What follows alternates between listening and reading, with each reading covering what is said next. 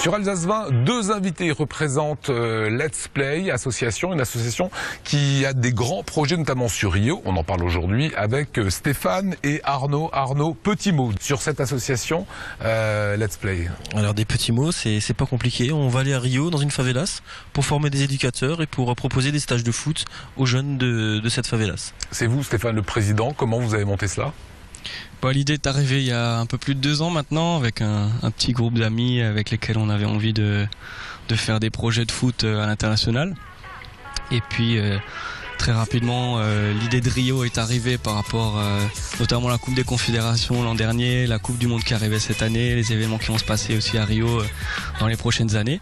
Et donc on pensait partir avec un sac à dos et quelques ballons, et puis finalement le projet est devenu beaucoup plus gros que ce qu'on espérait au début, et puis on en est très content aujourd'hui. Bon, ça veut dire tous les deux, vous avez aussi un background, hein. Vous, ex-entraîneur ici des jeunes au Racing, vous, entraîneur de la réserve à Haguenau, donc tout le terreau du football, vous le connaissez bien, quoi.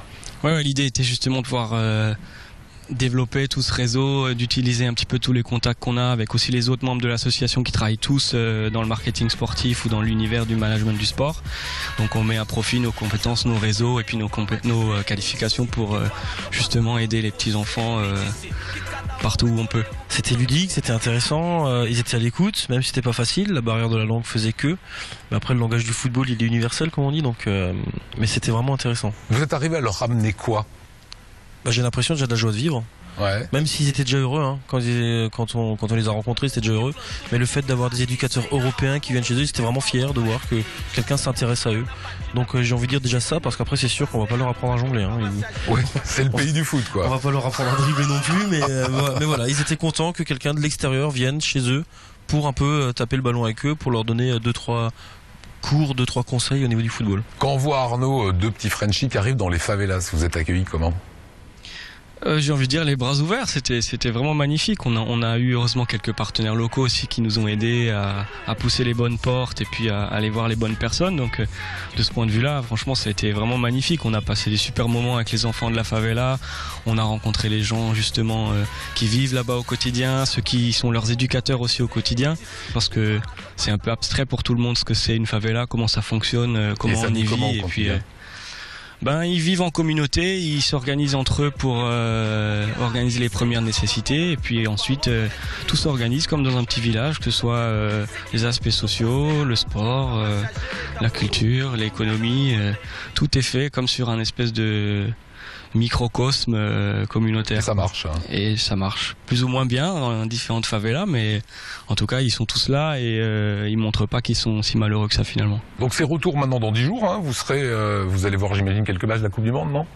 Aussi ? Ouais, on en profite pour aller voir France-Équateur, parce que là en l'occurrence notre stage se passe la même semaine que le match de la France qui joue à Rio. Ouais. Et puis ensuite on verra en fonction des opportunités si on peut voir d'autres matchs, mais l'idée c'est surtout d'aller avec les enfants voilà, c'est bien la Coupe du Monde, et en parallèle il y a votre opération Play in Rio. Qu'est-ce que vous allez ramener ? Des ballons, des choses comme ça ? Oui, on va ramener beaucoup de ballons, des maillots, des shorts, des chaussettes que beaucoup de clubs d'Alsace nous ont donné.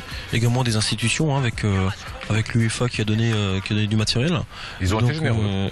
Oui. Ouais, tout le monde a vraiment joué le jeu, que ce soit déjà dès le début, dès l'année dernière, la Ligue d'Alsace de foot nous avait soutenus dans ce projet, nous avait encouragé justement à faire ce genre de choses. Ensuite, rapidement, la Fédé française a emboîté le pas. On a des Suisses dans notre association. Donc la Fédé suisse maintenant fait partie du projet aussi. Et puis on a une petite moitié de l'équipe qui travaille pour l'UEFA aujourd'hui. Donc l'UEFA, en termes de financement, de matériel, de support et puis de compétences, nous a accompagnés aussi sur tout ça. Donc on a là un setup sympa pour aller faire un truc bien. Ouais. Vous avez récolté combien pour l'instant ? En termes de matériel ? Ouais. En termes de matériel, on a récupéré, j'ai envie de dire, une bonne quinzaine de gros sacs de sport. Vous allez faire des euros là-bas, quoi. Oui, je pense qu'on va faire des euros.